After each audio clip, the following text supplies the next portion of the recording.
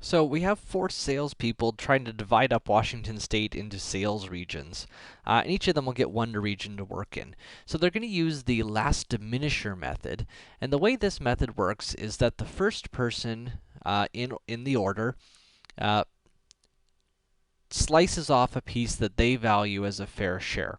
So for example, in this case, our first player is Bob, and Bob really likes this area right here.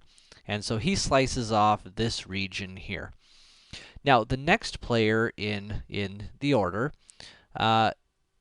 looks at this piece and decides whether they think it's worth more than a fair share or less than a fair share. If they think it's worth less than a fair share, then they just pass. They say, you know, I don't really want this piece. If they think it's worth more than a fair share, like let's say Henry, our next salesperson, really thinks that this is worth more than a fair share, then he can choose to trim it. So by trimming it, he makes it smaller. So he's going to trim it down to this piece here. And that gets rid of our original piece.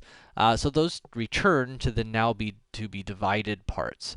And Henry, by trimming it, lays claim to this portion of the state. So then the third salesperson, Marjo, thinks that this piece is worth less than 25% and passes, and as does the fourth salesperson, Beth.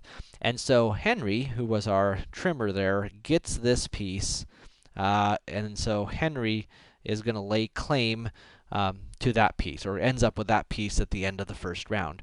So at this point, Henry is done. Henry doesn't get to play anymore.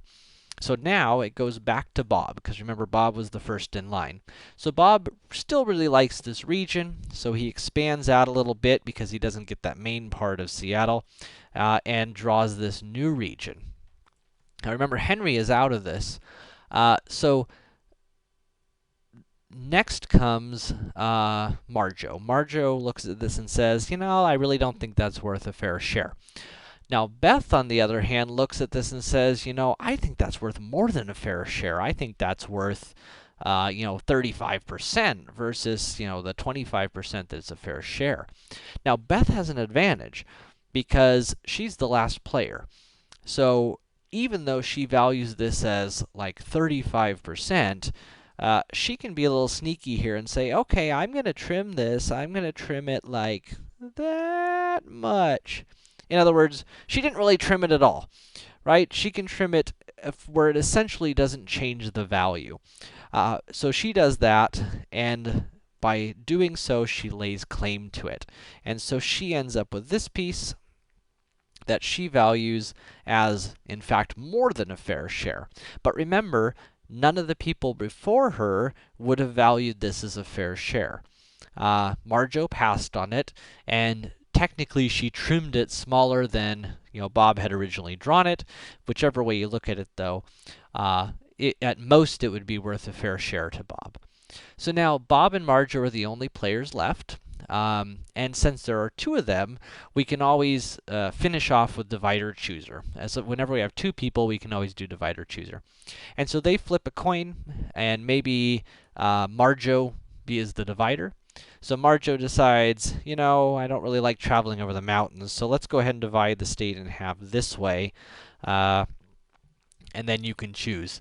So Bob decides, yeah, I think I'll take this side. So Bob lays claim to the east side of the mountains, and then Marjo is left with the rest of the west side, and we have ourselves a division using the Last-Diminisher method.